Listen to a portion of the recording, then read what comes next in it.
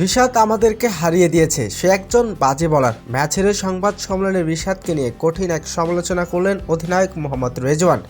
PSL এর সময়টা ভালো যাচ্ছে না লেগ স্পিনার রিশাদ হোসেনের। সুলতান মুলতানসের বিপক্ষে বড় সংগ্রহ করেও বোলিং ব্যর্থতার কারণে হারতে হয়েছে রাওয়ালপিন্ডিকে। এই হারের পিছনে রয়েছে রিশাদের বোলিং ব্যর্থতা। ম্যাচ হারের পর সরাসরি রিশাদকে দায়ী করলেন অধিনায়ক মোহাম্মদ রেজওয়ান।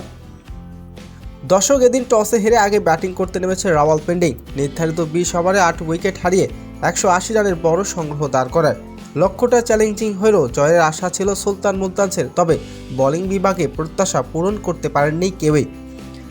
বিশেষ করে লেগ স্পিনার রিশাদ হোসেন ছিলেন পুরোপুরি ছন্নহীন। তিনি 3 ওভার বোলিং করে 45 রান খরচ করেছেন, যা ম্যাচের মোড় ঘুরিয়ে দেয়।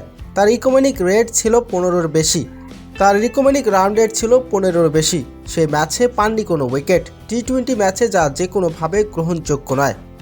তবে শেষ দিকে দুর্দান্ত ব্যাটিং করে নির্ধারিত ওভারের মধ্যে জয়লাভ করে সুলতান মুলতানস। ম্যাচ হারের পর সংবাদ সম্মেলনে রেজওয়ার বলেন, আমরা ব্যাটিং বিভাগে ভালো সংগ্রহ পেয়েছি, কিন্তু বোলিংয়ে আমরা পরিকল্পনা অনুযায়ী এগোতে পারিনি।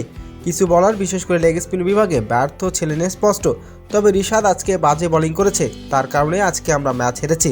তো দর্শক, আজকের ম্যাচে কি পুরোপুরি রিশাদ কি ব্যর্থ ছিল? দর্শক, জানিয়ে দিন আপনার মূল্যবান মতামতটি।